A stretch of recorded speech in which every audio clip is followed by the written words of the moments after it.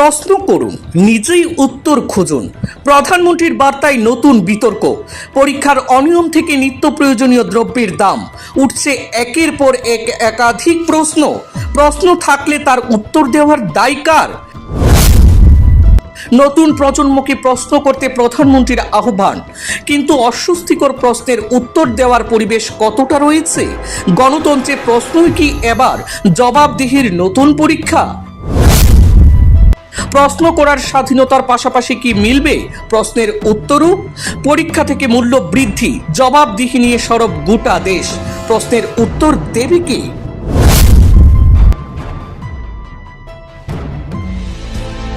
আপনারা জানেন যে আমরা কোনো ধনাঢ্য ব্যক্তি বা কোনো রাজনৈতিক দলের তল্পি বাহক হয়ে কাজ করি না। তাই নির্ভীকভাবে জনগণের সমস্যা, দুর্নীতি, তথ্য, সত্য সংবাদ জনদরবারে উপস্থাপন করতে পারি।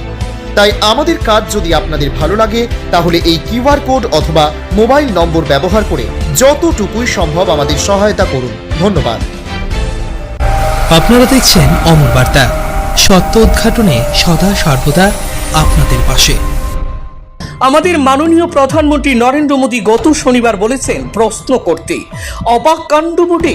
গত 12 বছরে যিনি একটিও সাংবাদিক সম্মেলন করেননি, একটিও প্রশ্ন নেননি, তিনি আজ প্রশ্ন করতে বলছেন। সাক্ষাৎকার দিয়েছেন 2-3 ঠিকই, সেটাও নিজের পছন্দের মাইক ধরে। প্রশ্ন নিজের পছন্দের। প্রশ্ন করতে কে করবে, কাকে করবে? এই জামানায় তো প্রশ্ন ও প্রশ্নকর্তা দুই আগে ভাগে ঠিক করে দেওয়া হয়। প্রশ্ন পছন্দ না হলে সাংবাদিক বা পড়ুয়ারা হয়ে যান আরবান নকশাল অথবা দেশদ্রোহী। তবে হ্যাঁ, মোদিজি বক্তব্যে একটু টুইস্ট রেখেছেন। বলেছেন প্রশ্নের উত্তরও নিজেকেই খোঁজার চেষ্টা করতে হবে। দারুণ প্রস্তাব। ও হ্যাঁ, এই প্রস্তাব নিশ্চয়ই জেনজির জন্য। নাম উচ্চারণ না করলেও নতুন প্রজন্মই যে তার উপদেশের টার্গেট তা বোঝার জন্য আর্যভট্ট হতে হবে না। কিন্তু যেসব প্রশ্নের উত্তর মিলবে না, চলুন কয়েকটি প্রশ্ন করা যাক। প্রথম প্রশ্ন, দেশের বিভিন্ন প্রান্তে বারবার পরীক্ষার প্রশ্নপত্র ফাঁসের অভিযোগ ওঠে।